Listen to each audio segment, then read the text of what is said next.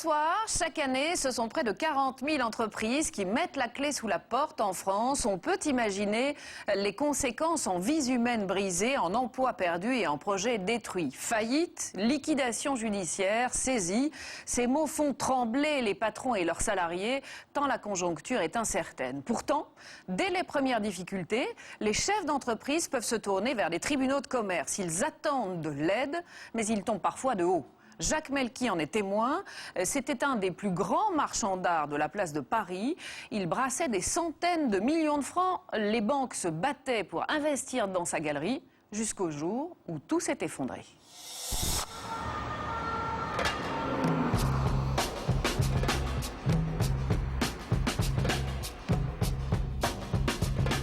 Voilà 14 ans qu'il attend ça. Faire son grand retour dans une foire internationale d'art contemporain. C'est à celle de Madrid qu'il a choisi de réapparaître. Les œuvres de toute nature, celles qui attirent l'œil des experts, les professionnels qui se retrouvent, ce monde-là, il le connaît bien. Picasso, Braque ou Dubuffet, certaines des œuvres exposées ici valent plusieurs millions d'euros.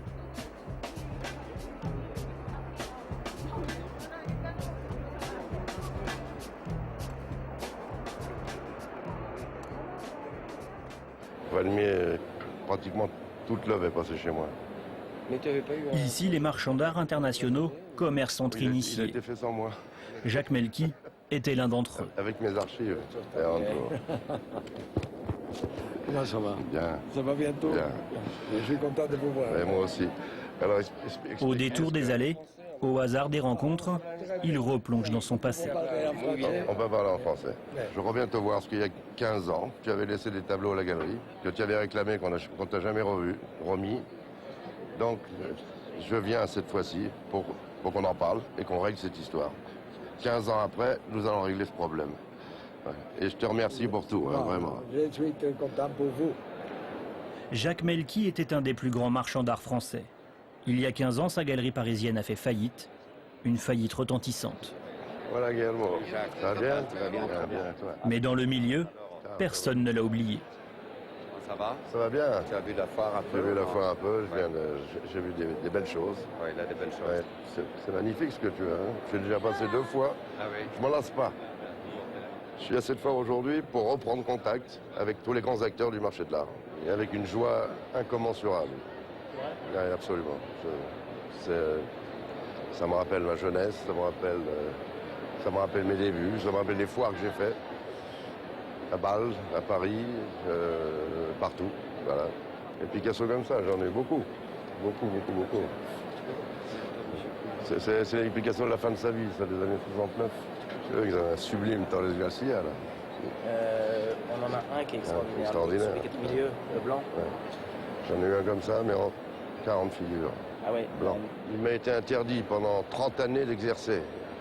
Donc il a fallu que je m'expatrie un peu, parce qu'une mort juridique d'une telle ampleur, c'est du jamais vu en France. Dans cette faillite, Jacques Melki a tout perdu. Sa galerie, bien sûr, mais aussi des centaines de tableaux, ses résidences et tous ses biens personnels. Une déroute financière qui lui vaut à l'époque 30 ans d'interdiction de gestion et pire, 18 mois de prison. Mais la faillite de Jacques Melki, c'est avant tout l'histoire d'un combat perdu d'avance, le combat d'un homme contre un système, celui des tribunaux de commerce.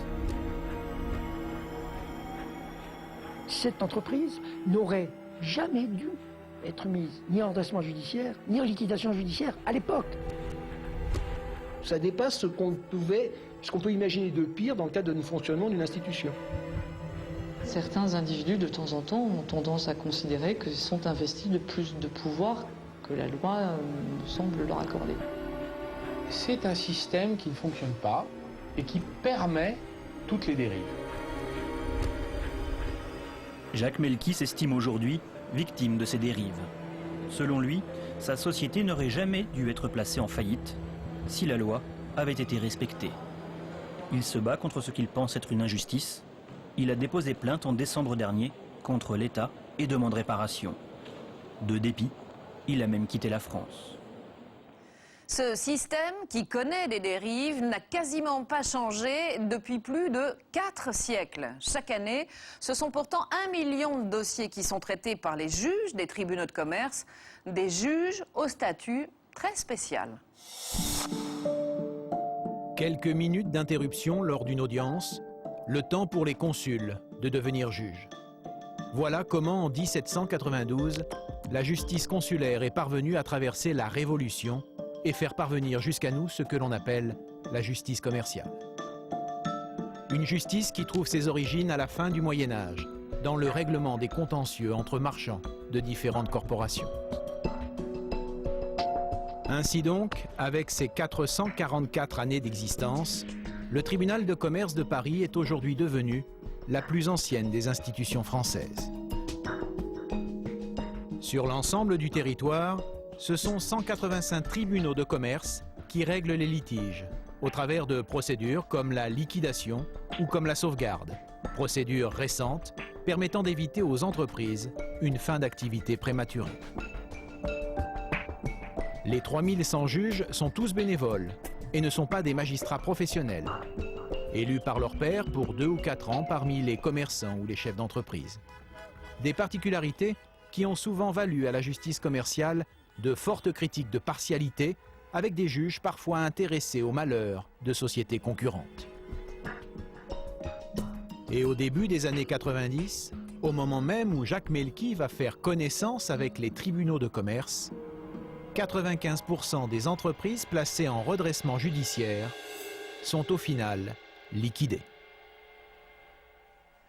Comment Jacques Melki, marchand d'art mondialement connu, s'est-il retrouvé en prison pendant près de 18 mois? Pourquoi a-t-on pu brader ces tableaux aux enchères et qui a empoché les millions d'euros de la liquidation Melki? 14 ans après, la procédure n'est toujours pas terminée, mais pour la première fois, l'homme a décidé de parler. Installé aujourd'hui dans le sud de l'Espagne, Jacques Melki revient sur ses débuts dans le monde de l'art, à la fin des années 60, en pleine guerre du Vietnam. À l'époque, un de mes amis antiquaires m'avait donné une adresse. Une vietnamienne m'a ouvert la porte. Elle me dit voilà, je représente le Nord-Vietnam à Paris. Et tous ces tableaux que j'ai viennent de dons faits par les artistes et par les grandes galeries de l'époque. Nous ne savons qu'en faire. Si vous voulez vous en occuper, je me suis lancé dans l'art moderne et l'art contemporain. En près de 30 ans de carrière, sa galerie devient un des hauts lieux de la peinture moderne, jusqu'au début des années 90. Le marché de l'art a une particularité, c'est qu'il peut s'arrêter du jour au lendemain. Voilà, quand la guerre du Golfe a été déclarée, 6 mois après, ça s'est passé en juin, c'est curieux, c'est toujours en juin d'ailleurs.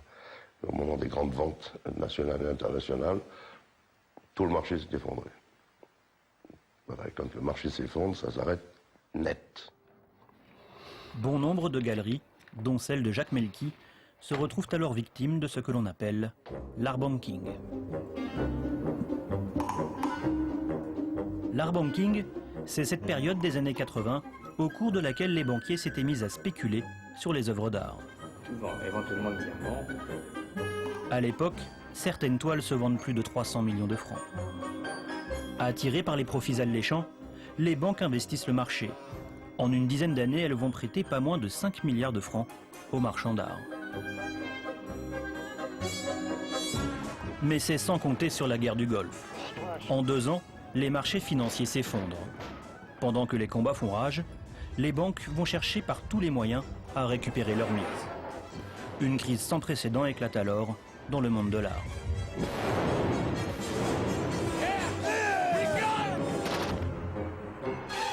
Vice-président du Palais de Tokyo et commissaire-priseur de renom, Pierre Cornette de Saint-Cyr est un des plus fins connaisseurs de ce marché. Il expose aujourd'hui des jeunes artistes contemporains français, mais n'a pas oublié cette crise des années 90 et la mort de la galerie Melki.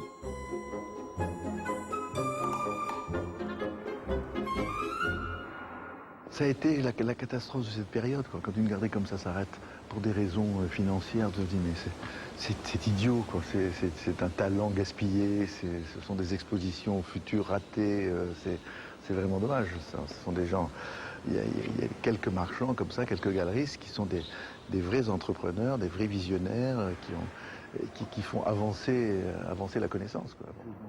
Pour lui aussi, la crise de l'époque était avant tout une crise bancaire. Le marché de l'art a été très florissant, mais il y avait des bases fausses. Et il y a eu la complicité des banques qui ont vraiment poussé tout le monde à ouvrir des galeries, en disant après tout c'est un marché qui fonctionne. Toutes les banques appelaient en disant mais enfin vous n'êtes pas assez audacieux, vous ouvrez une ligne de crédit beaucoup plus importante que ça, allez-y, allez-y, allez-y. Donc tout fonctionnait sur des emprunts, sur des crédits. Et puis du jour au lendemain, tout d'un coup, ah, c'est pas bien, vous avez emprunté, maintenant il faut rembourser. Donc ça a été vraiment fait n'importe comment. Il est tout à fait normal que dans une entreprise, on ait des lignes de crédit et qu'on travaille sérieusement, ça fait partie de la vie. Mais c'était pour tout le monde. En plein cœur de Saint-Germain-des-Prés, à Paris, les marchands d'art ont leur quartier.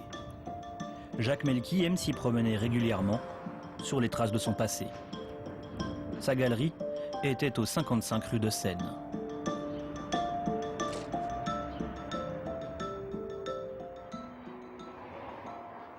C'était ici, voilà, ces 3 vitrines. La toute première galerie, c'était celle du centre. Et ensuite, je me suis agrandi à droite et après à gauche. Comme bon nombre de ses confrères à l'époque, Jacques Melki subit de plein fouet les revirements des banques. En quelques mois, il affirme avoir remboursé 100 millions de francs à ses banquiers. Mais ils en veulent toujours plus. Sous la pression des créanciers, le marchand d'art se tourne alors vers un administrateur judiciaire pour l'aider à se défendre et ne plus payer d'agios considérables.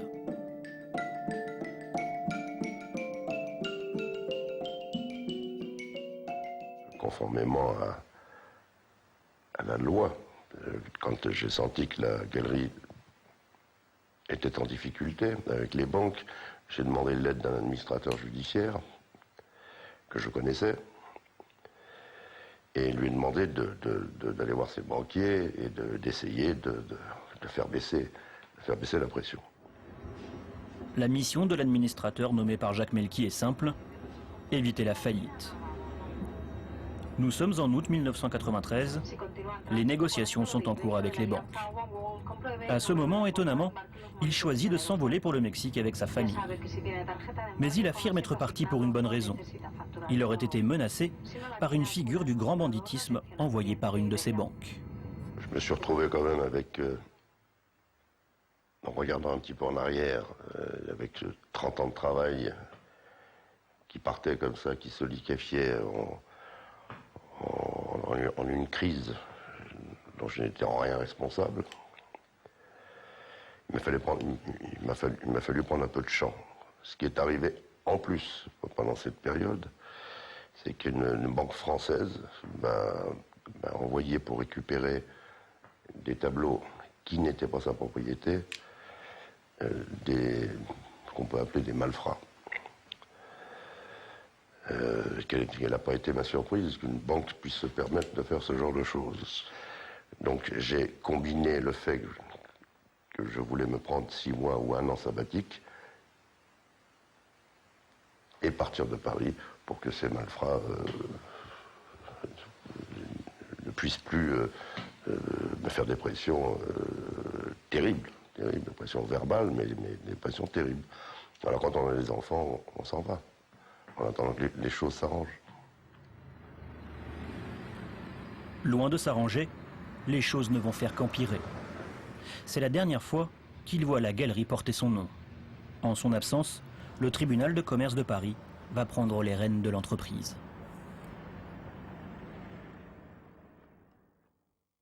«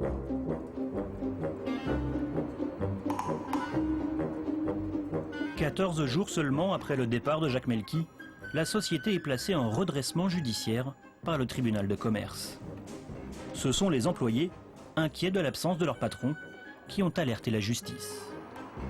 Pour le tribunal, officiellement, il s'agit de vérifier si l'entreprise est encore viable.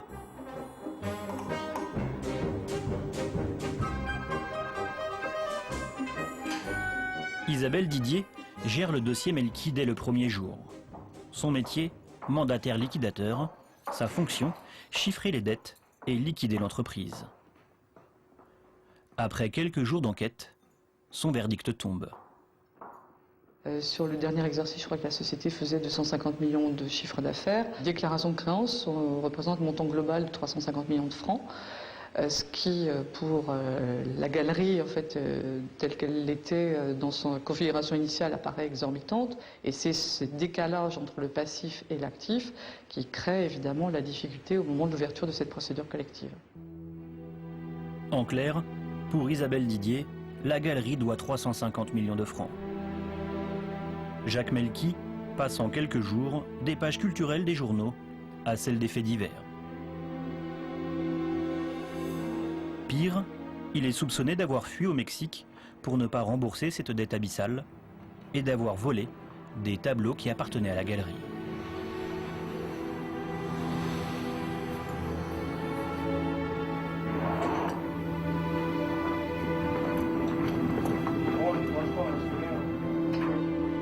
Florence Godilière est une des avocates de Jacques Melki. Elle se bat à ses côtés pour démontrer que sa galerie n'aurait jamais dû se retrouver devant le tribunal de commerce. Aujourd'hui encore, elle s'étonne des conclusions tirées de ses premiers jours d'enquête. Toute cette stratégie qui consistait à dire que Jacques Melki avait fui et qu'il était parti avec les tableaux, c'est tellement grossier par ailleurs que on a peine à penser que quelqu'un a pu y croire à l'époque. Et on va dire, le dirigeant a disparu, a pris la fuite, il n'est pas joignable, les lignes téléphoniques sont coupées. C'est faux, les lignes téléphoniques, on a la preuve que des fax ont été passés, donc les lignes téléphoniques n'étaient pas coupées, il n'était pas en fuite, il était en vacances. Mais ça pose une sérieuse question. Enfin, je veux dire, tous les dirigeants de PME, PMI qui sont en vacances au mois d'août, si chaque fois qu'ils revenaient, on leur apprenait qu'ils sont passés au redressement judiciaire, je pense que ça en surprendrait quand même plus d'un. Mais c'est ce qui s'est passé. Hein. Face à l'ampleur du dossier, ils sont toute une équipe à travailler pour Jacques Melki. Ce ténor du barreau est un spécialiste du droit fiscal et il s'étonne. D'après lui, dès les premiers jours de l'affaire, un courrier met en doute la réalité des sommes dues par la galerie. Et ce courrier aurait dû alerter le tribunal de commerce. Le 5 novembre 1993, l'expert désigné par le tribunal de commerce de Paris envoie un courrier pour alerter les organes de la procédure en disant « Attention, je constate que le passif bancaire allégué a l'air douteux. J'ai besoin de temps pour faire des analyses complémentaires. » 5 novembre 1993. Un expert a un rôle très important pour nous dire ce qui se passe. Eh bien, malgré ce courrier fondamental, eh bien, la société sera liquidée 3 jours après. La liquidation judiciaire, c'est l'arrêt de mort de la galerie. Le tribunal de commerce la prononce quand il estime qu'une société ne peut plus payer ses dettes. Isabelle Didier est alors chargée par ce tribunal de vendre tous les biens de la société.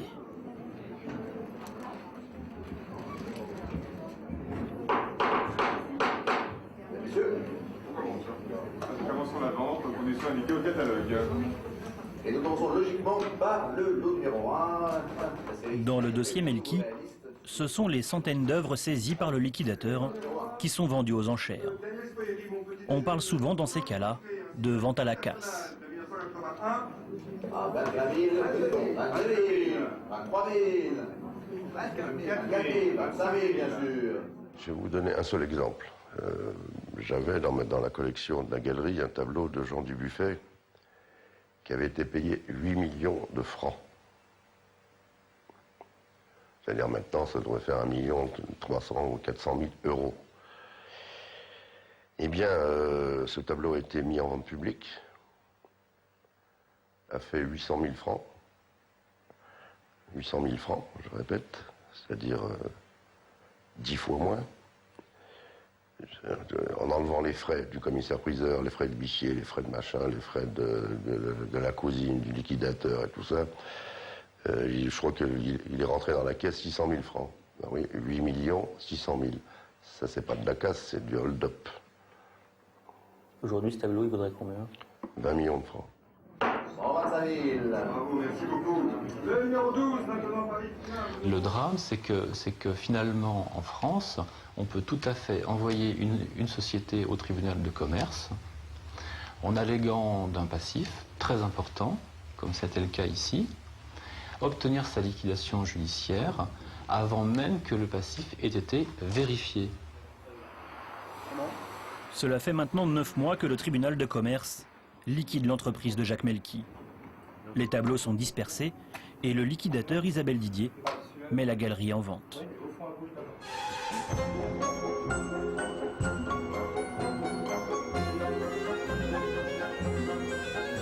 Soupçonné d'être en cavale, d'avoir organisé sa faillite, Jacques Melki est la cible des accusations. Un juge pénal va se saisir de l'affaire. Il veut enquêter sur les étranges relations entre les banques et la galerie. Désormais, outre la procédure au tribunal de commerce, une procédure pénale est donc ouverte. Jacques Melki décide de rentrer du Mexique pour s'expliquer devant la justice. D'octobre à décembre, la première chose que je fais, d'abord, c'est que je vais voir le liquidateur judiciaire. Je vais voir mes avocats, le liquidateur judiciaire, et je demande des comptes. Et surtout, qu'est-ce qui se passe? Alors je sens évidemment une espèce d'ambiance glauque, là. Et elle dit, j'ai reçu une convocation, et je me suis rendu à cette convocation. C'est une convocation qui avait lieu dans un amphithéâtre, je ne sais plus où, rue Bien, puis quand je suis arrivé dans cette salle, dans le hall, ça gesticulait un peu partout, il y avait du monde. Bon, je pensais que l'audience allait s'ouvrir à 15h, donc cette réunion. Et puis, juste avant de rentrer, j'ai vu arriver 7 ou 8 personnes, des femmes qui se levaient de table, qui en fait étaient que des policiers. Et à partir de là, je suis resté 17 mois et 6 jours en détention provisoire. Jacques Melki est incarcéré à la prison de la Santé, accusé d'escroquerie. À la demande du liquidateur, plusieurs experts se penchent sur le dossier. Mais dès le début de leurs investigations, eux aussi s'étonnent. On a posé comme postulat de départ, ce qui est malheureusement fréquent aujourd'hui, que M. Jacques Melki était un escroc. Et cette étiquette a collé au dossier et a obscurci la manière dont on a appréhendé le dossier.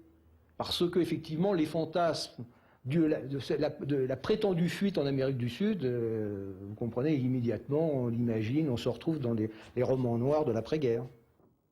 Ancien magistrat au pôle financier de Paris, Jean-Pierre Marquis est l'un des experts nommés par Isabelle Didier. À l'époque, les méthodes de travail du tribunal le laissent perplexe.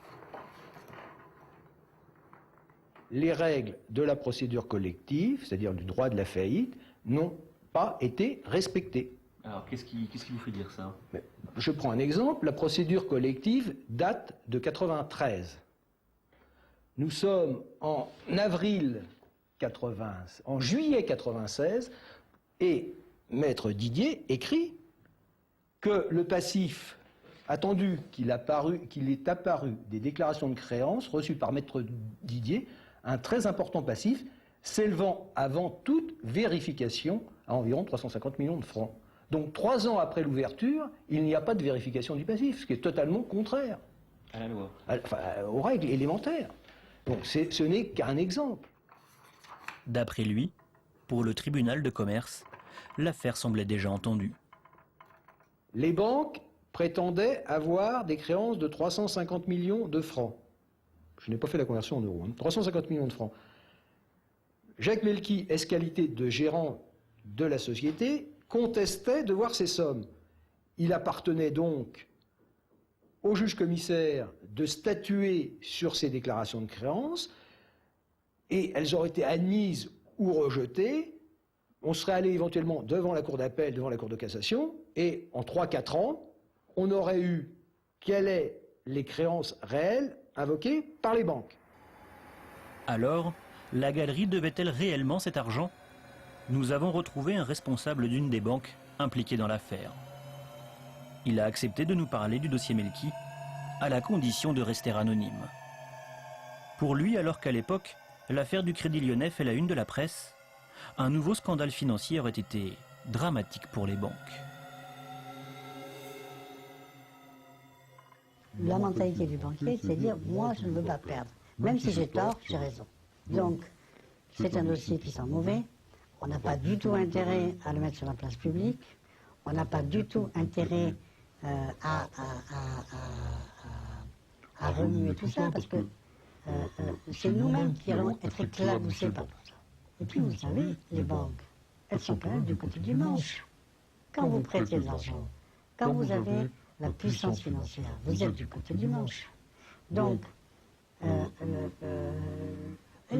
les patrons de banque, ils n'abandonnent jamais spontanément. Ils veulent toujours récupérer son argent, leur argent. Même si cet argent n'est constitué que d'une accumulation d'agios qui ont été perçus dans des conditions contestables, ils n'ont pas l'idée de dire, et surtout pas à l'époque de M. Melki. Quelques jours après son arrestation, Jacques Melki cherche tout de même à se faire entendre. Du fond de sa cellule, il écrit au juge. Madame le juge, je ne peux laisser prospérer les accusations dont je suis l'objet, ni laisser écrire tant d'inexactitudes sur mon compte par mes détracteurs, hier mes partenaires quand ils n'étaient pas mes associés de fait. S'ensuivent 25 pages de chiffres, de dates, d'histoires de versements parfois en liquide. Le compte-rendu précis de ses relations avec les banquiers. Coïncidence ou pas, quelques mois plus tard, Isabelle Didier, le liquidateur, se range à son avis et demande aux banques de renoncer à l'argent qu'elles réclament. Compte tenu de ce que les banques ont été des vrais acteurs aux côtés de M. Melki et que sa position est tout à fait pertinente, c'est-à-dire il y a eu des vraies volontés de tirer profit de cette activité spéculative, la démarche que j'initie, mais qui correspond en fait à la sienne, c'est un rapprochement avec les banques en disant vous gérez entre vous vos pertes et en tous les cas c'est quelque chose que personne ne doit entendre parler, c'est quelque chose que vous devez assumer, c'est un risque que vous avez pris et vous l'assumez. 3 ans après la liquidation judiciaire, Isabelle Didier en est persuadée, les banques sont responsables de la situation. Elle choisit de les assigner au tribunal de commerce. Toutefois, avant de lancer cette procédure, elle avertit le président du tribunal de commerce, Jean-Pierre Mattei. Surprise, d'après Isabelle Didier, le président lui ordonne de retirer de la plainte une banque qui appartient à l'État, le Trésor Public Banque. Un établissement très discret qui dépend du ministère des Finances. Inquiète de cette décision, Isabelle Didier tient alors à laisser une trace écrite. À l'encontre des établissements financiers, une globalisation des assignations pose problème. Il a été convenu de ne pas assigner le Trésor public. Lucien Clerc était juge au tribunal de commerce de Créteil. Il ne comprend toujours pas comment et pourquoi le tribunal a décidé de protéger ainsi le Trésor Public Banque. En 2000, il s'était même étonné auprès du président du tribunal de commerce de Paris. Il ne fallait pas faire de régime privilégié pour l'État qui avait joué le rôle de banquier, en l'occurrence la Recette Générale des Finances. Et de fait, il semblerait, d'après les documents qui ont été lus et qui ont été mis dans les dossiers, que c'est sur instruction formelle de Jean-Pierre Mattei, président à l'époque du tribunal de commerce de Paris, qu'il a été interdit à Isabelle Didier d'attraire la Recette Générale des Finances dans cette opération, ce qui me semble tout à fait normal. Parce que, il a été écrit aussi, que cette opération donne une image tronquée du dossier.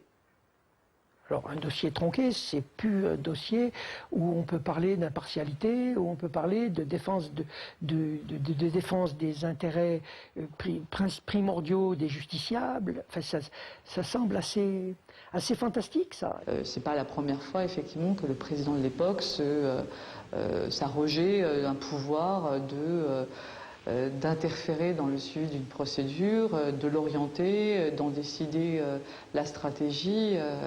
Oui, c'est pas une première. On est dans la totale illégalité, là.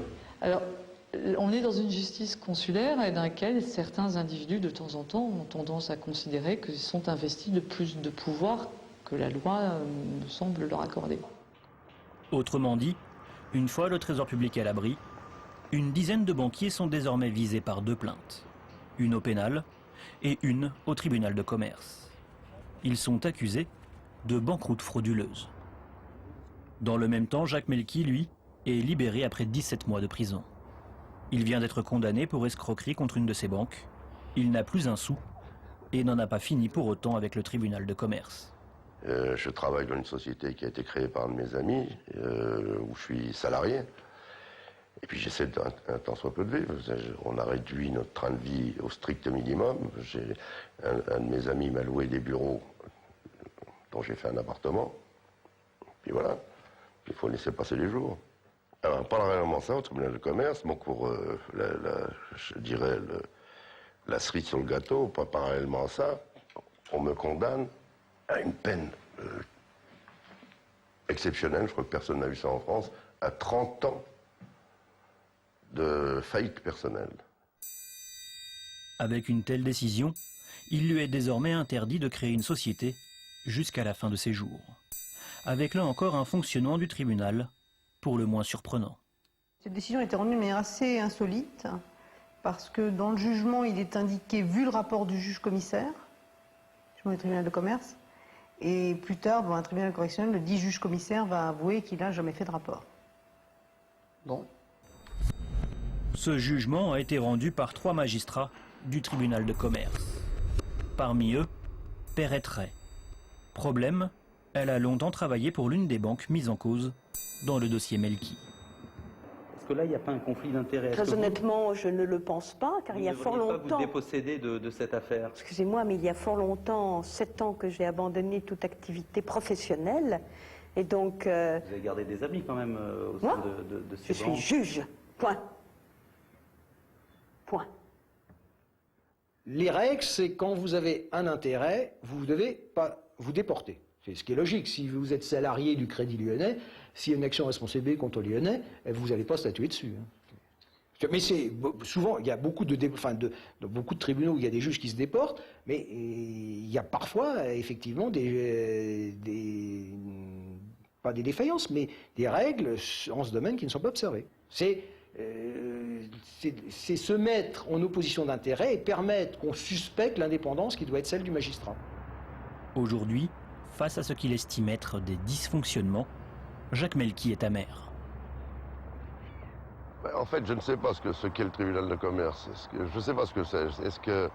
Est-ce qu'on va pour sauver les sociétés? Est-ce qu'on va pour se faire dépouiller? Est-ce qu'on va pour subir une loi, la loi? On ne sait pas. Je ne sais pas ce que c'est le tribunal de commerce de Paris. Je ne sais pas ce qu'on va y faire. Des multiples audiences, c'est un langage que personne ne comprend. Il m'a fallu une bonne dizaine d'années pour comprendre leur langage. Maintenant, tribunal de commerce, je ne sais pas ce que ça veut dire. Nous sommes en 1998. 5 ans après le début de son affaire, Jacques Melki vit à Paris avec femme et enfants. Il travaille pour un site internet spécialisé dans l'art contemporain. À la même époque, l'ampleur des dysfonctionnements des tribunaux de commerce alerte le pouvoir politique. L'institution est la cible d'un rapport d'enquête parlementaire. Des centaines de pages accablantes qui provoquent alors un véritable séisme dans les tribunaux. Des milliers de juges démissionnent même en signe de protestation.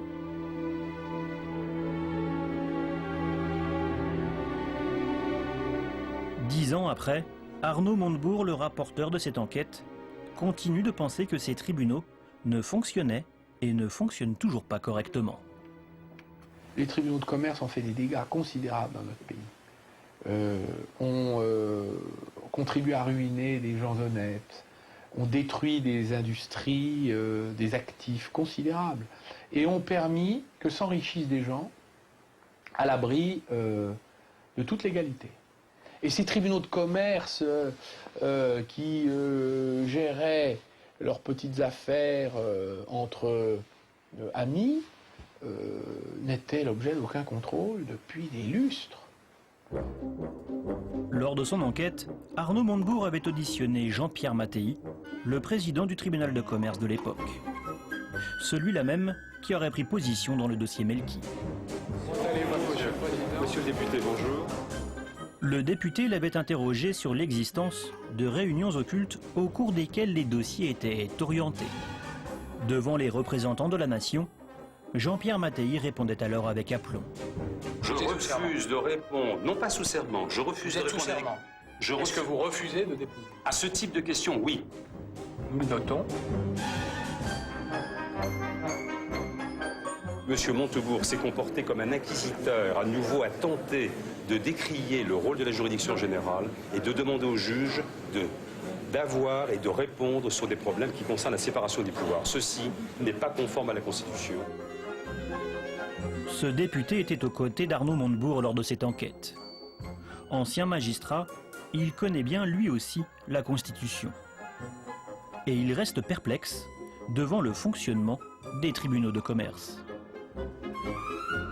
Normalement, alors, parmi les juges professionnels, le président du tribunal, il n'a qu'une fonction administrative, il ne se mêle jamais des décisions. Et il s'en mêlerait, ça se saurait, et je peux vous dire que les gens rouspèteraient. Alors que dans le tribunal de commerce, c'est pas du tout ça. Le président non seulement se mêle directement d'affaires, convoque les juges, décide de l'orientation, choisit les experts. Sur Paris, ça a été ça. C'est un des reproches qui a été fait à M. Mattei et aux autres. Nous avons contacté Jean-Pierre Mattei. Il affirme ne pas connaître l'affaire Melki et a refusé toute interview. Nous aurions aimé l'interroger sur le traitement particulier dont auraient bénéficié certaines banques au sein du tribunal de commerce. Les banques, vous savez, ont une technique qui consiste à faire nommer des juges, puisqu'il n'y a pas d'élection, c'est une cooptation, et prendre le pouvoir dans les tribunaux de commerce, de sorte qu'ils contrôlent toute la chaîne. Ils ont accès à des informations privilégiées, ils sont déjà puissants dans l'économie, mais ils le sont dans l'administration de la faillite. Donc vous avez des effets de connivence qui rendent évidemment le tribunal de commerce suspect, car prisonnier d'intérêt. Bien introduite au tribunal de commerce, les banques n'ont cependant aucune prise sur l'enquête pénale en cours dans l'affaire Melki. Et cette deuxième procédure va tout changer.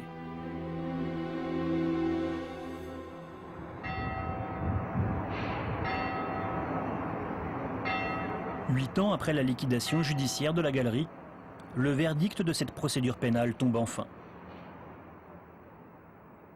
Surprise, tous les dirigeants de banques mis en cause sont condamnés pour banqueroute. Certains d'entre eux sont même condamnés pour des prêts à des taux illégaux. Voilà un peu comment a commencé le retournement de cette histoire. Donc tous ces présidents ont été condamnés pour banqueroute, complicité de banqueroute. Et cette complicité de banqueroute a permis au tribunal de commerce de pouvoir les condamner cette fois-ci sur le fameux article 1382 pour un soutien abusif. Alors évidemment c'est un paradoxe puisque la liquidation est ouverte à cause des banquiers et elle est fermée grâce aux banquiers. Amusant. Conséquence, la société de Jacques Melki ne doit plus rien à ses banques. Mieux, elles sont même condamnées à verser de l'argent à la galerie. Et le 21 décembre 2004, le jugement a été prononcé comme quoi la société n'était plus en liquidation judiciaire et avait un fort boni de liquidation, ce qui est sans précédent au tribunal de commerce de Paris. Le boni de liquidation, c'est l'argent qui reste dans les caisses une fois toutes les dettes payées. En l'occurrence, dans les caisses de la galerie, après l'annulation des dettes, il reste plus de 6 millions d'euros, plus de 40 millions de francs. Pour les avocats de Jacques Melki, la société n'aurait donc jamais dû être placée en liquidation judiciaire et par conséquent leurs clients n'auraient pas dû être condamnés pour banqueroute frauduleuse. Monsieur Melki a fait 17 mois et 6 jours de détention provisoire. Pour rien. Pour rien. Pour rien. Pourquoi pour rien? Qu'est-ce qui vous fait dire que c'est pour rien? Mais parce que toute cette affaire est partie de la liquidation judiciaire de sa société du 8 novembre 1993. Tout part de là. Donc dès lors que cette liquidation s'est bien avérée frauduleuse, puisqu'elle se clôture avec un bonus de liquidation de 6 millions d'euros, donc pas de passif, mais tout ce qui s'ensuit tombe aussitôt. On ne peut plus parler d'erreur, on ne peut plus parler de boulettes. Je veux dire, là on est vraiment 260 millions de francs, 360 millions de francs, pardon, d'écart. hein, entre ce qui est allégué au début pour mettre en liquidation judiciaire cette société et ce qu'on constate aujourd'hui. On ne peut pas, quand on a un tel écart, ne pas imaginer qu'il y a un dysfonctionnement du tribunal de commerce de Paris. C'est impensable. Qu'il y ait des auxiliaires de justice, tout le monde a participé à cela. Mais non, c'est pas possible. Isabelle Didier, elle, ne partage pas tout à fait cet avis. On peut toujours réécrire l'histoire et dire que parce qu'on a réussi à négocier avec les banques, le passif n'existait pas, aurait pu ne pas exister. Oui, je suis absolument convaincue que si on avait pu trouver un terrain d'accord avec les banques à l'ouverture de la procédure, si il y avait pu ce climat extrêmement préjudiciable à la sérénité des débats, ça aurait pu se faire. Si M. Melki m'avait fait confiance et si le tribunal et moi-même avions été rassurés sur le comportement de M. Melki, les choses se seraient sûrement passées différemment. J'en ai différentes reprises évoqué ce point-là. Oui, c'est sûr, bien sûr. Fort de ce jugement inattendu, Jacques Melki a récupéré, comme la loi l'y autorise, toutes les archives de son affaire. Au milieu des millions de pages de procédures, quelques souvenirs. C'est ce qui reste de 30 ans de travail de Gary Melki. Voilà ce qui reste. Voilà ce qu'ils m'ont laissé. Quelques documents. Ah, ça c'est Poliakov que j'avais fait en même temps à Paris à Bâle. Et ça c'est 2 expositions majeures. Ça c'était pour les 80 ans de Miro. Et ça, c'était au Grand Palais pour la FIAC de 1976. Des expositions qui sont impossibles à faire maintenant en galerie. C'est des œuvres qui valent des... Un tableau comme ça, maintenant, ça vaut 15 millions de dollars. Comment voulez-vous trouver ça maintenant et payer ça? Aujourd'hui, Jacques Melki sait qu'il lui sera difficile de revenir un jour dans le marché de l'art, au niveau qui était le sien à l'époque. C'est ça la galerie. Ah, la galerie Melki, c'est ça. On lui a appris tout, il a été complètement spolié par cette opération. Et de fait, quand on fait le total de 10 ans de procédure, et du coup, la procédure au tribunal de commerce ne coûte pas cher, mais il y a quand même des choses qui coûtent très cher. C'est notamment les émoluments des mandataires, les émoluments des avocats, les émoluments des experts, les émoluments des commissaires-priseurs qui ont vendu, voire bradé les tableaux. Tout ça fait qu'on a dépensé des fortunes sur le fonds qui était dans l'entreprise, parce que c'est pas l'État qui a payé tout ça, c'est les fonds de l'entreprise. Avocats, experts, contre-experts en tout genre, au cours des 11 années de procédure, ce dossier leur aura effectivement rapporté beaucoup d'argent. Et notamment au liquidateur, Isabelle Didier. On a beaucoup critiqué les honoraires. Les miens? Enfin, ceux dans la globalité et puis les vôtres. C'est-à-dire combien ça a coûté, en gros, à la liquidation et puis les vôtres, si vous acceptez de les donner. Oui, je crois que ça devait être, je pense, 500 000 euros ou 600 000 euros. Sur donc les 13 ans de procédure, mais les honoraires globaux, beaucoup plus importants bien sûr, puisqu'on a eu combien non, plus, beaucoup plus. En fait, elle aurait gagné beaucoup plus. Je vais vous retrouver ça. Au total, sur l'ensemble de l'affaire Melki, ce serait plus du triple. On a des honoraires de l'ordre de 2 246 000 euros, c'est-à-dire 14 millions de francs, un peu plus de 14 millions de francs. Je suis peut-être totalement fleur bleue et naïve, mais j'aurais jamais imaginé que des honoraires de mandataire liquidateur pouvaient atteindre ces sommes. Et je pense que, si le commun des gens, je pense que je réagis comme tout le monde, ça me sidère, c'est-à-dire que ça ne fait pas partie, si vous voulez, il y a une indécence à un moment donné. Il y a une indécence à prendre des honoraires de cette hauteur-là. Outre ces rémunérations, les avocats de Jacques Melki s'étonnent de la proximité entre Isabelle Didier et une des banques condamnées dans l'affaire. Elle aurait bénéficié de prêts quasi gratuits d'un montant de plus de 3 millions de francs. D'ailleurs, la justice l'a mise en examen dans ce dossier. Le procès n'a pas encore eu lieu et bien sûr, Isabelle Didier est présumée innocente. Dans leur rapport, les parlementaires avaient pointé du doigt les rémunérations faramineuses de ces liquidateurs. Ces professionnels ont bâti des fortunes que nous n'imaginons pas. dans mon département, le mandataire liquidateur, c'est-à-dire le croque-mort, celui qui est là pour constater le décès de l'entreprise et puis redistribuer les sommes, gagne 60 000 € par mois. En plus le patrimoine qu'il a accumulé, plus un certain nombre de... Donc moi je suis pour la suppression de ces professions. Je vous dis, ça suffit maintenant. Partout en France, des poursuites apparaissent et fleurissent contre ces personnages. Les tribunaux de commerce sont toujours minés par le discrédit.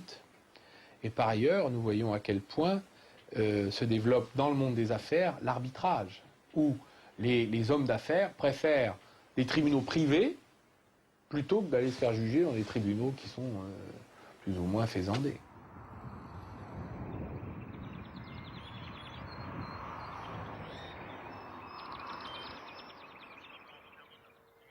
Tu avais été président du tribunal de commerce de Lyon. Alors je ne sais pas ce que vous a dit M. Schmitt, mais il vient de me dire ça à l'instant, je peux témoigner d'un certain nombre de dérives que j'ai vérifiées moi-même. Cet homme a vu lui aussi sa société être liquidée. Il défend aujourd'hui des centaines de dirigeants qui s'estiment victimes des tribunaux de commerce à travers toute la France. L'affaire Melki, c'est une parmi tant d'autres. Ce qui est très intéressant dans l'affaire Melki, c'est que c'est la grandeur de la démesure. Mes mots les plus durs face à ce gâchis de la destruction d'entreprise, eh bien, je les envoie aux gens qui prennent des décisions et qui cassent des outils, qui cassent des savoir-faire, ceux des salariés, ceux de l'encadrement, ceux des entrepreneurs, et qui acceptent de dire j'ai une fonction, donc de juge, et sur 100 décisions, j'ai 95% de liquidation. Le jour de notre entretien, Didier Loisel avait rendez-vous à Paris. Sur la route, il a tenu à nous montrer ce qu'il reste de son entreprise. Vous aviez combien d'employés? En une centaine, et avec la sous-traitance permanente, on peut dire qu'on donnait du travail à plein temps à peu près 150 personnes. Vous voyez, l'usine, elle est là. Et normalement, tout le terrain là, qui est là-bas, c'était à nous.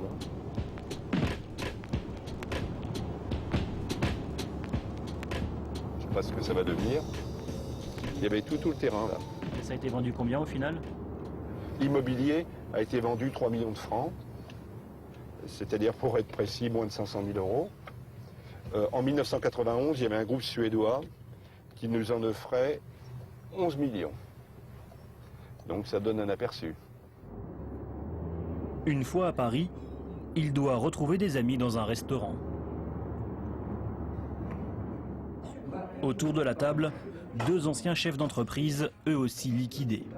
On a vu l'exemple d'Outreau, mais on a des Outreau économiques, il y en a plein. Donc il faut, c'est le moment ou jamais, d'enfoncer le clou pour qu'on obtienne une justice économique réellement indépendante.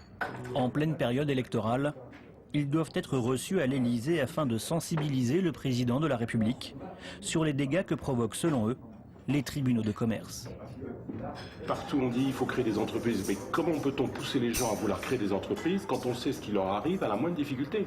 Il faut qu'on ait le courage de dire qu'il y a de la délinquance financière au sein de la justice. Parce qu'il faut bien le rappeler, la moindre difficulté, c'est comme si un malade arrivait, que ce soit un corps au pied, un panari ou un cancer généralisé, il arrive à l'hôpital et il finit dans une caisse en bois. Eh bien, voilà. Quand on arrive dans un tribunal de commerce parce qu'on a des difficultés, eh bien, avec le système qui est en place, eh bien, tout le monde a intérêt à que l'entreprise reparte dans une caisse en bois et donc des milliers d'emplois perdus. L'entretien avec le cabinet du président de la République va durer moins d'1 heure. Nous n'avons pas pu filmer cette rencontre, mais nous les retrouvons à la sortie de l'Élysée. Voilà. Comment ça s'est passé? Capacité d'écoute, oui. Perspective d'évolution, on est en fin de mandat. Donc on nous a invités à transmettre un certain nombre d'informations et de demandes qui seront diffusées au corps constitué. Nos réflexions pertinentes sont bien intéressées. Et donc nous allons voir quelle suite sera donnée. Vous savez, ça fait 10 ans que nous sommes sur le combat. Les évolutions, elles sont toutes petites. Donc c'est le comportement qu'il faut qu'il change, mais aussi les évolutions réglementaires. Bon, est-ce que ça va se faire? Souhaitons-le pour l'intérêt des entreprises et des entrepreneurs d'aujourd'hui et de demain. Des parlementaires ont voulu eux aussi changer la loi. En 2002, suite aux conclusions de la commission d'enquête, ils ont proposé une réforme qui n'a pas abouti. Certains juges et liquidateurs s'y sont violemment opposés. Ces gens ont utilisé les services de lobbyistes pour nous empêcher de déposer la réforme. Et ont commencé à faire du travail politique, d'influence dans les couloirs ici, auprès, y compris de dirigeants de gauche. Ils ont commencé à avoir peur dans leur circonscription. On se rendait compte, les tribunaux de commerce vont se mettre en grève, c'est grave. Qu'est-ce qui est grave? Quand on veut faire une réforme qui est d'intérêt général, on doit prendre son courage à deux mains et prendre le taureau par les cornes. Donc ils ont fait ce travail de sape. Mais c'est très grave pour un pays comme le nôtre, parce que c'est un pays qui n'est pas capable d'assumer le courage politique de réformes importantes. Et c'est tout à fait préoccupant. La justice est dans un état d'abandon que nul ne peut aujourd'hui imaginer. C'est à notre génération de relever le gant et d'assumer ce courage politique-là.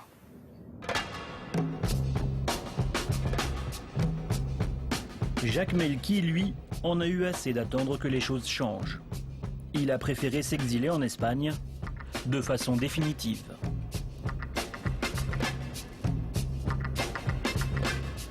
C'est un peu mon pays ici, hein, quand même. Mes enfants sont venus ici, ils avaient 2 mois. Mon beau-père habite là depuis 60 ans. C'est la ville de Picasso, c'est la région de Picasso, évidemment. Donc il y a forcément quelque chose. Bien qu'il commence une nouvelle vie depuis le sud de l'Europe, il n'a pas pour autant pardonné à la justice française. Et il demande aujourd'hui réparation.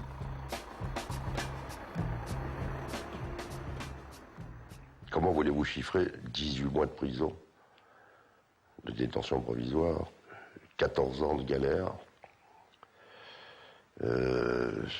30 ans de travail réduit à néant? Inchiffrable. On va prendre quelques tableaux. On va prendre un tableau de Soutine qui était ma propriété, qu'on a détourné. Vient de faire en vente publique 17 millions d'euros. Deux tableaux de Jean Dubuffet, qui sont des périodes clés, très importantes, valent entre 10 et 15 millions d'euros maintenant. Soulage, Picasso, 4 millions d'euros pour l'un, 10 millions d'euros pour l'autre. Je réclame à l'État 600 millions d'euros. Ses avocats demandent donc une réparation financière pour les dysfonctionnements dont il estime avoir été victime. Dans cette procédure, qui risque de durer plusieurs années, Jacques Melki le sait, il n'a que peu de chances d'obtenir une telle somme. Aujourd'hui, loin d'avoir abandonné l'idée de revenir dans le monde de l'art, il a acheté un espace pour sa future société, la Melrose Gallery. Bien, on est à la Melrose Gallery, l'endroit où je vais m'installer dans quelques mois. Voilà, il y avait la galerie Melki de Paris. J'ai ouvert la Melrose Gallery va ouvrir bientôt, avec le même programme qu'à Paris. Voilà, c'est pas simple. C'est pas simple. Je passe ma vie à m'occuper de juridique et de judiciaire au lieu de m'occuper de mon métier. J'espère qu'on arrive au terme.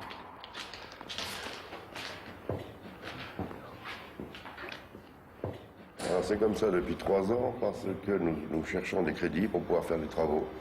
Nous avons demandé l'aide des banques et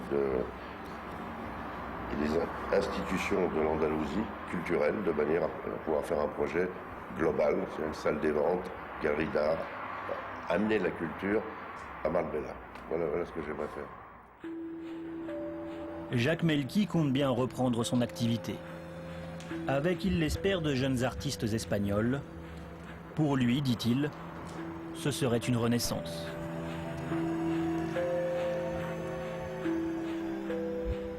Et nous retrouvons sur le plateau de Pièces à conviction Alain Danel. Bonjour monsieur, vous êtes chef d'entreprise, vous avez subi 2 liquidations judiciaires en 15 ans.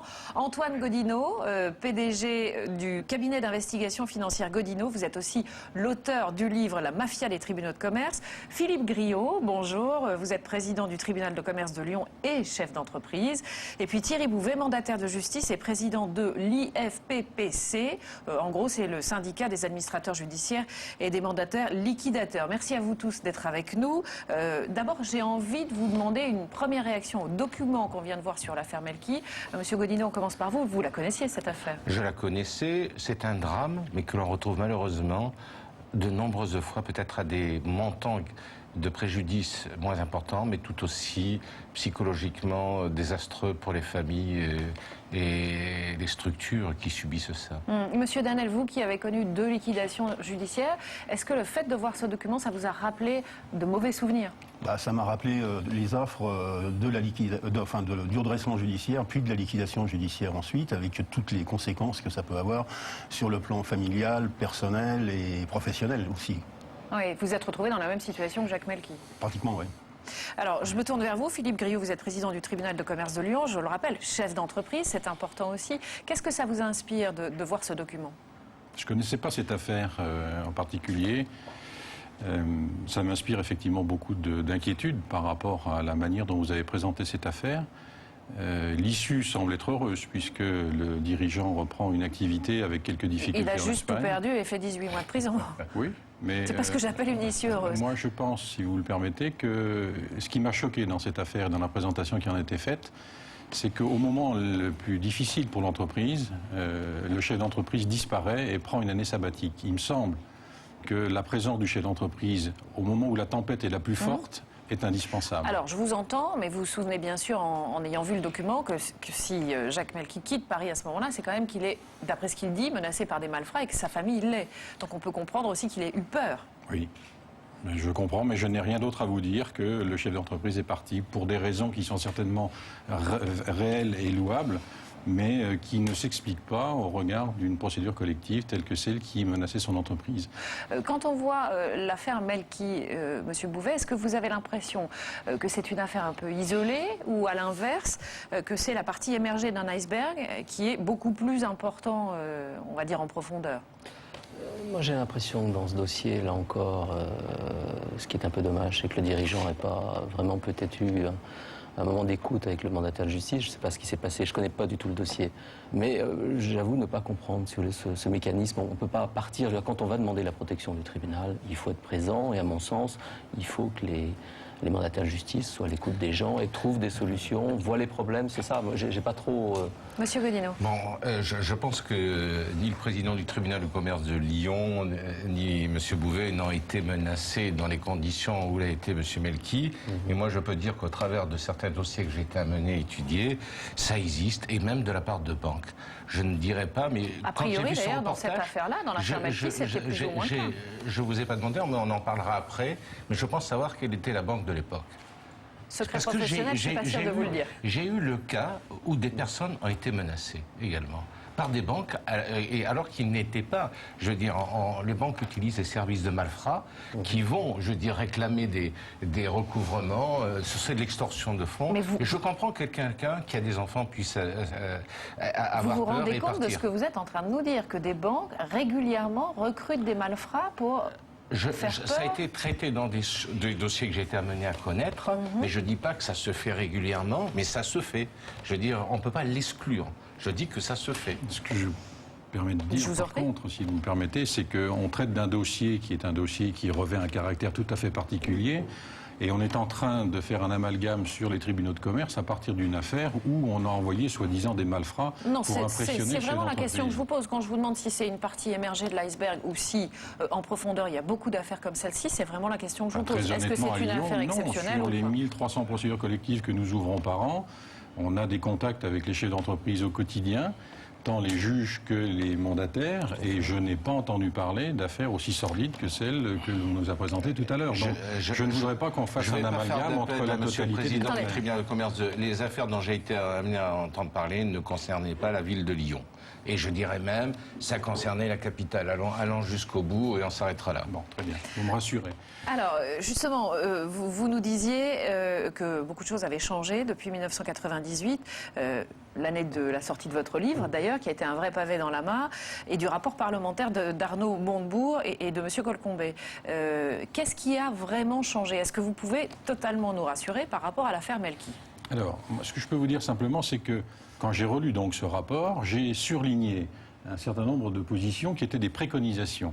Et dans les préconisations, nous avions de développer la prévention, et donc en fait prévenir plutôt que guérir, c'est-à-dire alerter les chefs d'entreprise sur les possibilités qu'offre un tribunal de commerce dans le cadre de prévention de ses propres difficultés. Ça veut dire quoi? Ça veut dire qu'à la moindre difficulté, vous encouragez les chefs d'entreprise à prendre contact avec vous le plus rapidement possible. C'est au-delà de ça, c'est que nous le faisons. C'est-à-dire globalement, on est dans un système en France, contrairement aux pays anglo-saxons, où notre tradition exclut complètement la notion d'échec.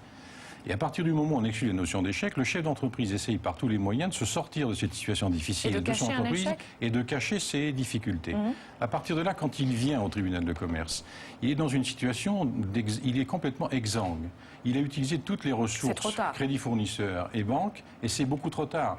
Quelle est l'autre solution que nous offre la loi, puisque nous travaillons avec une loi, je le rappelle quand même, et cette loi nous dit, si l'entreprise n'a pas la capacité de faire face à ses obligations, on doit ouvrir une procédure collective. Ça veut dire que, quand on regarde les statistiques, 95% des entreprises qui sont en dépôt de bilan, pour faire simple, assignées par un créancier fournisseur ou parce que le chef d'entreprise, n'en pouvant plus, sur les conseils de son avocat ou son expert comptable, vient déposer son bilan, eh bien 95% de ces cas-là sont des liquidations judiciaires à plus ou moins brève échéance. Alors, on va revenir sur ce chiffre, mais moi, j'aimerais avoir le témoignage de M. Danel, qui est bien silencieux depuis quelques minutes, mais qui a des choses à dire, parce que lui, il les a vécues. Vous étiez donc patron de 2 entreprises qui ont été en liquidation judiciaire avant et après les réformes. Est-ce que vous avez l'impression, le sentiment que les choses ont vraiment changé? Racontez-nous ce que vous avez vécu. Moi, je vais vous expliquer que dans les années 90, effectivement, au niveau du tribunal de commerce, le cheval de bataille, c'était déjà l'entreprise en difficulté. Et à l'époque, moi, j'avais mon rôle en tant que chef d'entreprise et je participais à des petits déjeuners débats qui étaient organisés par le président. Et là, il nous disait, vous êtes chef d'entreprise, nous sommes chefs d'entreprise, et si vous avez des difficultés, n'hésitez pas à venir frapper à ma porte et vous serez reçus et on va vous aider. C'est ce que vous avez fait. C'est ce que j'ai fait. Moi, je me suis retrouvé en face d'une créance d'un pays européen. Je n'ai pas pu. C'était une créance de 3 millions de francs, c'était pas rien. À ce moment-là, j'ai été frappé à la porte du président, qui m'a reçu. Bonjour, monsieur Danel, asseyez-vous, vous avez bien fait de venir. Quelle est votre situation? J'explique ma situation. Je l'ai vu faire. Décrocher le téléphone, téléphoner au mandataire judiciaire. J'ai monsieur Danel dans mon bureau. Le dossier particulier qu'il a, c'est qu'il a un portefeuille de commandes très important. Sur le coup, je m'étais dit, c'est tout bon. Accroche le téléphone, il me présente le mandataire judiciaire. Et ce qui s'est passé après, ça a été l'horreur. Et là, j'ai été en main avec des contrôleurs de gestion. À l'époque, il y avait des mandataires liquidateurs qui sous-traitaient leurs dossiers aux contrôleurs de gestion. Et celui-là m'a expliqué qu'il fallait faire très vite, que plus l'affaire tournait, mieux c'était pour tout le monde. Et effectivement, on m'a poussé à trouver un plan de cession. On m'a fait un plan de cession d'entreprise dans lequel je perdais mes prérogatives. Et en l'espace de 6 mois, pour vous citer des chiffres, l'entreprise avait payé 1 200 000 francs d'honoraires diverses et variées. Alors, Monsieur Griot nous rappelle la procédure. Monsieur Godinot va réagir parce que je le sens bouillir. Oui. Alors, la procédure, bien entendu, lorsqu'un chef d'entreprise a des difficultés, il va en parler. C'était, à votre époque, à l'époque de 1990, extrêmement rare. La prévention existait dans les textes, puisque ça existe depuis les textes de 85, mais ce n'était pas très utilisé. Là, Monsieur Danel a été exemplaire. Oui, il est exemplaire. Il va voir le président du tribunal de commerce. Une procédure, d'une manière ou d'une autre, c'est qu'on va voir le président du tribunal de commerce ou un de ses délégués et on explique sa situation. Mais derrière, on ne voit pas apparaître soudainement un contrôleur de gestion ou un mandataire judiciaire. On est dans un système où, d'un entretien... Vous êtes sûr que c'est vraiment ce qui se passe partout? Bien entendu, alors ça je vous le garantis. On est dans un système où, en sortie d'entretien, on a une solution judiciaire. La solution judiciaire, c'est une prévention que j'appellerais légère, du style... mandat ad hoc ou conciliation. On nomme... Attendez, alors mandat ad hoc, qu'est-ce que c'est? C'est la possibilité qu'a l'entreprise, avec un spécialiste qui est désigné par le président du tribunal de commerce, de négocier avec ses fournisseurs et avec ses banques un moratoire, quelque chose qui lui permette de détendre la trésorerie. Je ne peux pas rembourser, j'en ai pour 1 minute. Je rembourserai plus tard. Je rembourserai plus tard. L'entreprise ira mieux. Voilà. Et à ce moment-là, effectivement, l'exemple que vous citez, qui est un impayé client, pour lequel vous n'êtes malheureusement pas responsable. On est toujours responsable quand on est chef d'entreprise. Parce que responsable de tous les mots, on est finalement responsable de tous les mots. À partir de ce moment-là, on a la possibilité, effectivement, si la créance ou l'impayé n'est pas très important, de pouvoir négocier avec ses principaux créanciers. Ça, on a bien compris. Mandat ad hoc, conciliation. Oui. Deux sujets qui sont effectivement très usités. La suite, c'est que si l'on ne peut pas aboutir et qu'on n'a pas l'accord des créanciers pour payer dans le temps une dette qui est une dette exigible, la loi, et je rappelle la loi, impose de déposer son bilan, de pratiquer une déclaration de cessation des paiements, sinon on est assigné en redressement judiciaire par un de ses créanciers qui n'est pas content de ne pas être payé. Et c'est uniquement à partir de ce moment-là que le tribunal se saisit de cette affaire, désigne un administrateur judiciaire, désigne un mandataire qui va représenter les créanciers et les salariés, et désigne un juge commissaire qui est le patron. En tout cas, chez moi, c'est comme ça que ça se passe. Ça, c'est aujourd'hui, mais M. Godino, manifestement, c'est pas comme ça que ça s'est passé. Je suis absolument pas d'accord. C'est de la théorie qui, normalement, relève des grands principes. C'est la vie rêvée des anges. C'est faux. Écoutez, je vous écoutez les arguments de M. Godino, il vous a écouté religieusement. Je vous renvoie tout simplement à la lecture du rapport de la commission d'enquête parlementaire. Il y a plusieurs centaines de pages qui disent quand même le contraire. Mais monsieur, le tribunal existe depuis 4 siècles. Vous n'allez pas me faire la comédie de me ramener à 4 siècles. Le problème aujourd'hui, c'est qu'il est trop vieux, votre tribunal, il faut qu'il change. Il a pris des habitudes. Le diagnostic qui a été fait en 1998 par la commission d'enquête parlementaire, ainsi que par un rapport de l'inspection générale de la justice et de l'administration fiscale, c'est, je veux dire, rejoignez d'ailleurs ce rapport, c'est que le diagnostic était qu'on ne pouvait en aucun cas dans ce pays prétendre défendre des intérêts généraux par des gens qui avaient des intérêts privés. Voilà. Le drame, il est là, c'est ça le nœud gordien. Je vais poser une question à M. Grillot. Je ne remets pas en cause votre compétence et votre probité du tout. Dans votre profession, il y a de bons responsables des tribunaux de commerce, comme à Paris. J'ai cru comprendre qu'aujourd'hui, il y avait un président qui faisait du bon travail. Mais malheureusement, ce n'est pas le cas dans toute la France et on souffre d'un mal endémique qu'il faut régler. Qui s'appelle la collusion d'intérêts ? La collusion d'intérêts. Alors, la question que je posais à M. Grillot, il est chef d'entreprise, j'ai entendu ça tout à l'heure, tant mieux.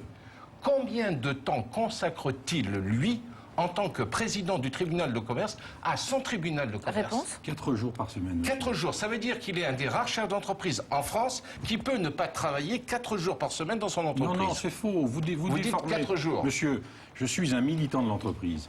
Les tribunaux de commerce, pour l'instant, sont tenus par des patrons d'entreprise. À partir de ce moment-là, il faut que des patrons s'engagent. Si personne ne s'engage dans ce pays, on arrive effectivement à des situations... Je ne vous reproche pas de vous engager. Je vous dis bravo sur 4 jours. Je vous dis simplement que mon management d'entreprise est un management que j'ai appris, non pas à l'école, mais sur les bancs du Centre des jeunes dirigeants. Mais vous pouvez entendre quand même l'argument de M. Godino qui vous dit que, franchement, moi je l'entends, qui vous dit que, franchement, des chefs d'entreprise qui réussissent à ce point à organiser bien leur entreprise pour s'absenter 4 jours par semaine ne doivent pas être tellement nombreux. Ils n'ont pas tous fait votre formation de management. Et donc, ils doivent s'occuper peut-être de leur chair, est-ce qu'on dit chair, en tant que président du tribunal de commerce, beaucoup moins que vous. Non. Parce que vous manifestement, vous êtes exemplaire. Vous occupez très bien de votre tribunal de commerce. Mais franchement, je connais peu de chefs d'entreprise qui peuvent partir 4 jours par semaine de leur entreprise. Les tribunaux de commerce de moindre importance, et M. Godino le reconnaîtra bien, la véritable question, c'est peut-être effectivement de tenter une réforme. Ce que je suis en train de faire à Lyon... Écoutez, on va terminer en bons amis autour de cette table. Mais ce que je dis simplement, madame, c'est qu'on a pris conscience d'un certain nombre de choses. Il est clair que, je le répète, des tribunaux doivent être des tribunaux importants pour être compétents.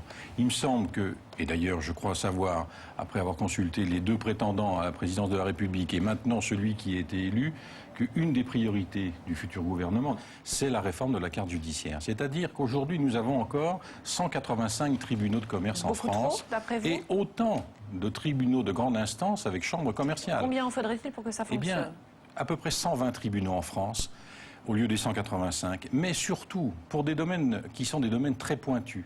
En termes de procédure collective, on sait très bien qu'avec les mandats ad hoc, donc tout ce qui était prévention, dont je vous ai parlé tout à l'heure, les procédures collectives classiques, type redressement judiciaire, liquidation judiciaire, et la nouvelle loi sur la sauvegarde, dont on a quand même relativement peu parlé, qui, au-delà de la sémantique, on ne parle plus de loi sur la faillite, mais on parle effectivement de loi sur la sauvegarde de l'entreprise. Je crois que quand on vit une faillite ou une sauvegarde, on vit à peu près la même chose. Non, pas du tout, madame. La sauvegarde est totalement différente. Ça se traduit... Pas du tout. Eh bien, simplement vous dire que ces tribunaux de commerce, qui seront des tribunaux de commerce spécialisés, pourraient être très bien un tribunal de commerce spécialisé dans la procédure collective par département. Donc ça suffirait bien. Ça permettrait plusieurs choses, si vous me permettez encore 30 secondes.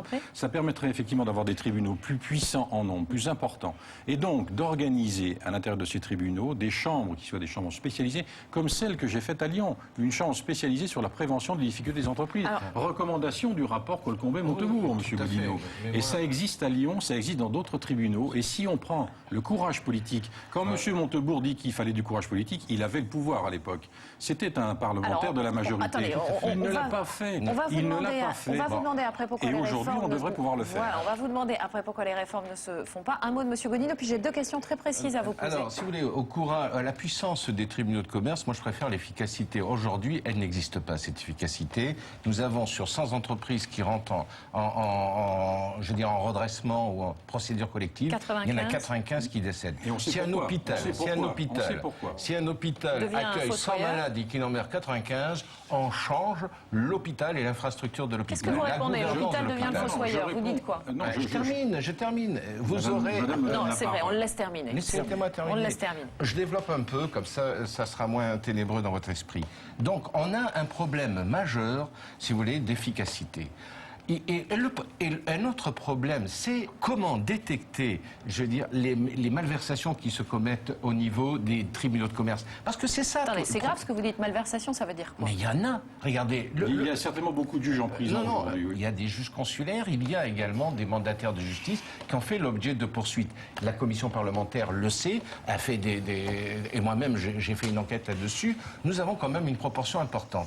Donc il y a une dérive à ce niveau-là qu'il faut également stopper. Alors, Monsieur Bouvet, est-ce que vous faites le ménage vous-même dans votre profession? Est-ce qu'il faut qu'il y ait plainte d'un chef d'entreprise, que ça aille au pénal ou que ça aille ailleurs, pour que, effectivement, il y ait des sanctions? Est-ce que la profession fait le ménage? Voilà. Alors, sur ces sujets... L'automénage, parce que... Oui, c'est ça. J'ai compris la question. Moi, ce que je peux vous dire sur ces sujets, moi, j'ai pas le pouvoir de contrôle, qu'on soit clair. Mais c'est effectivement, il y a des contrôles qui s'effectuent aujourd'hui. Il y a des poursuites qui sont menées devant des chambres disciplinaires où les professionnels ne sont pas majoritaires. Lorsqu'ils sont poursuivis, les confrères pour tel et tel grief, ils peuvent à tout moment effectivement être exclus de la profession. Je veux dire, vous avez des exemples célèbres récents de gens qui ont fait des bêtises. Moi, je ne vais pas citer de nom. Vous parlez de... Non, je n'ai pas cité de nom. Est-ce que je peux citer un cas Je vous en prie, monsieur Bélier. Et j'ai pas peur d'annoncer, c'est une affaire que je connais très bien, l'affaire Montlore. Les deux mandataires de justice, c'est-à-dire l'administrateur judiciaire et le représentant des créanciers, devenu le liquidateur en quelque sorte, ont touché 55 millions de francs d'honoraires. Ça, c'est un autre problème qui va falloir qu'on aborde. Dont une partie était nettement contestable, qui a été contestée devant la justice pénale. La première question que je vous pose, comment pouvez-vous imaginer dans le système actuel que l'on puisse sauver des entreprises en difficulté quand les mandataires s'enrichissent sur le dos des entreprises en difficulté? C'est pas possible. C'est la quadrature du cercle. La deuxième question, je veux dire, une plainte a été déposée et alors là, c'est quelque chose d'extraordinaire. On s'est tous émus en France quand on a été chercher un procureur à Katmandou là, pour le rapatrier et empêcher l'ouverture d'une information judiciaire. Et ça ne s'est pas passé. Eh bien, à Montpellier, puisque l'affaire Montlore s'est traitée à Montpellier, le procureur général en personne s'est opposé lui-même par écrit à l'ouverture de l'information judiciaire. Il a fallu que les avocats aillent devant la Cour de cassation parce que plainte avait été déposée contre les mandataires de justice, devant la chambre d'instruction et devant la Cour de cassation. Et depuis 3 ans, il n'y a rien qui a été fait. Donc, je ne reproche pas aux syndicats de ne pas travailler, mais très souvent, c'est la passivité de la justice on va qui être fait très qu'il n'y a précis pas de parce que justice. je vous comprends dans la situation dans laquelle vous êtes. Vous ne voulez pas citer de nom. Non, mais mais nous, on en cite. Voilà, le mois dernier, l'un de vos confrères qui s'appelle Maître Jean-Yves Aubert, mandataire, il a été condamné tout de même à 4 ans de prison pour des surfacturations frauduleuses de plus d'1 million d'euros. C'est pas n'importe qui, puisqu'il était le président du Conseil national des administrateurs et des mandataires. Franchement, là, on tombe un peu de haut. Oui, il a été condamné. Moi, j'ai pas de commentaire à faire sur une décision de justice qui, je crois... C'est tant mieux qu'il a été condamné. Je veux dire, moi, Monsieur Grillot, mais c'est pas je veux dire, ces comportements, je vous l'ai dit, ne sont pas supportables, Monsieur Godino. Mais est-ce que le ménage, est fait là, autrement vous avez que par une juridiction les poursuites judiciaires de répressive qui a l'extérieur? rendu une décision qui, de toute façon, ne me choque pas. À partir de là, j'ai pas d'autres commentaires à faire sur ce sujet. Alors, et sur le montant de vos honoraires, qu'est-ce que vous répondez à ces questions? Ce que je peux vous dire, c'est que le montant de mes honoraires correspond à des barèmes qui sont établis par le pouvoir réglementaire. Et dans les affaires dont vous parlez, c'est dans les affaires qui sont sous l'ancien tarif. Sans être technique, pourquoi est-ce que vos honoraires sont toujours en pourcentage? Pourquoi est-ce qu'il n'y a pas un barème fixe? Je vais vous expliquer les honoraires. Vous avez des droits fixes dans les dossiers, qui sont des droits fixes tout simples par dossier, qui sont de 2200 €. Oui, mais ça, c'est l'ouverture du dossier. Vous avez des droits proportionnels sur l'actif ou sur le passif, sur un certain nombre de choses qui correspondent à des tâches qui correspondent à une vraie réalité. Et vous avez, et ce qui appartenait d'ailleurs aux juridictions à l'époque, c'est qu'il y avait un pouvoir de cantonner ces honoraires. Et les sommes que vous avancez, moi je peux vous dire que je n'ai jamais... Je ne voudrais pas... Attendez, juste dans le rapport d'enquête parlementaire, on parle à un moment de 60 000 € par mois. Vous comprenez que pour les Français, ça semble hallucinant. Oui, mais est-ce que c'est toujours le cas? Non, mais ça, ce sont des honoraires irréguliers.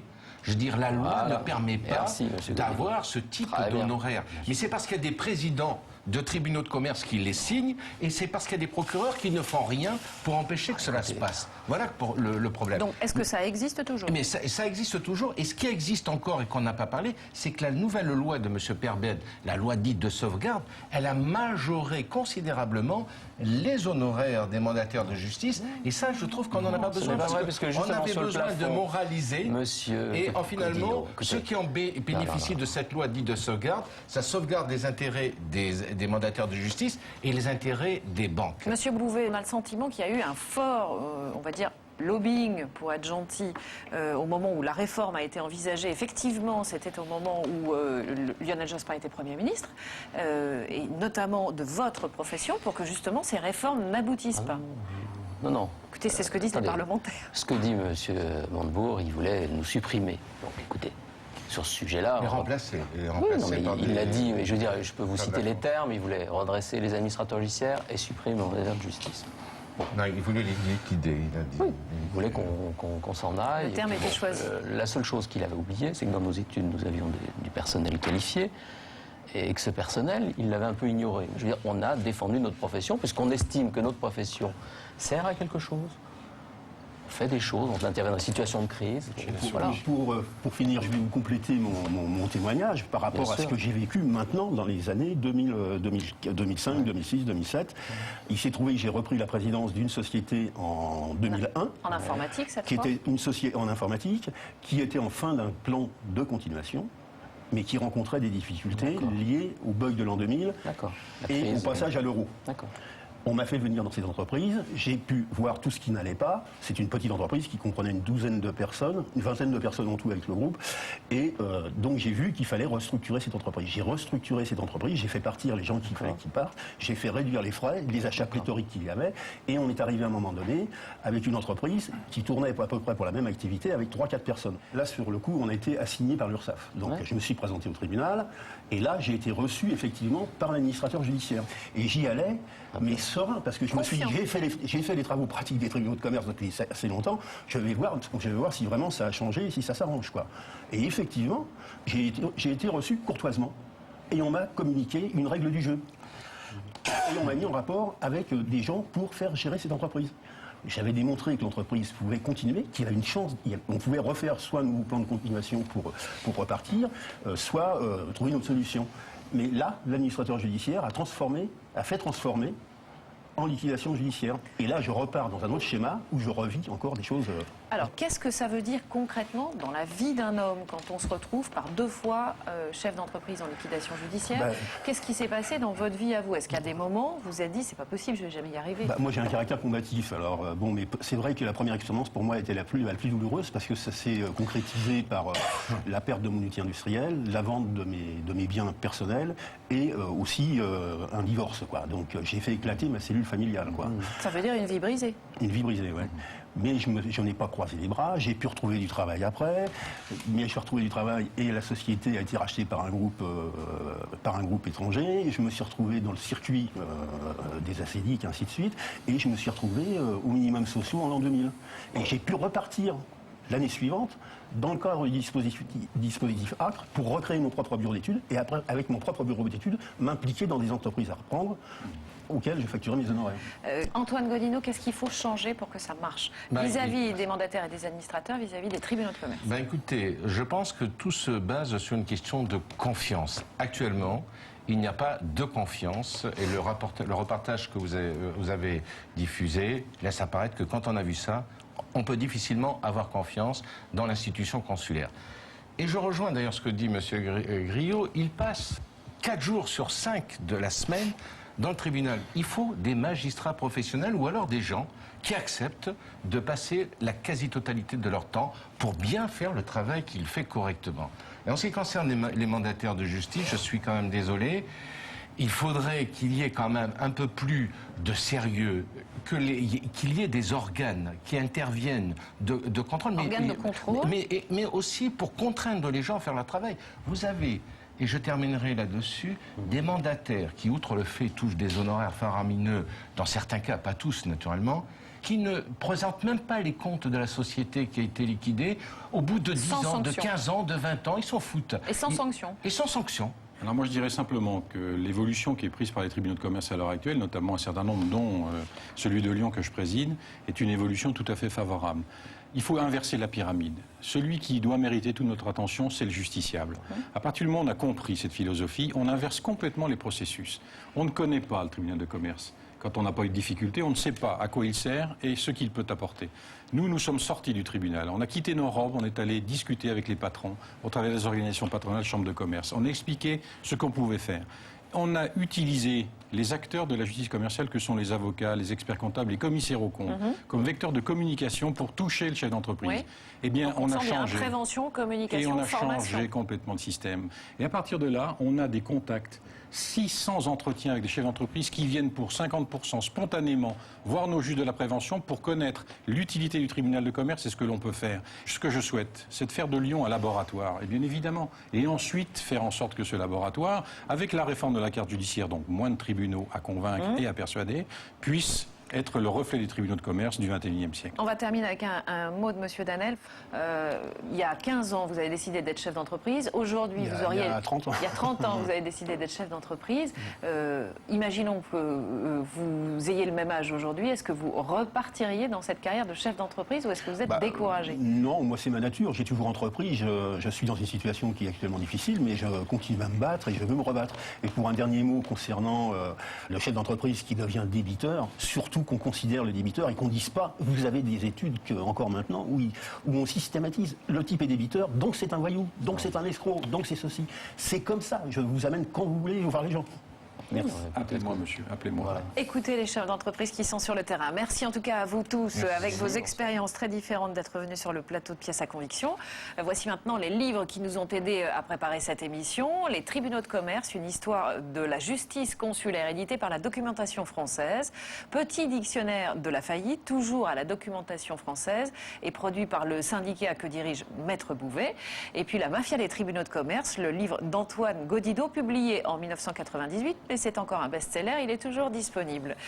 C'est aux éditions Albin Michel. Vous pourrez retrouver toutes ces informations, revoir cette émission sur le site internet de France 3, france3.fr.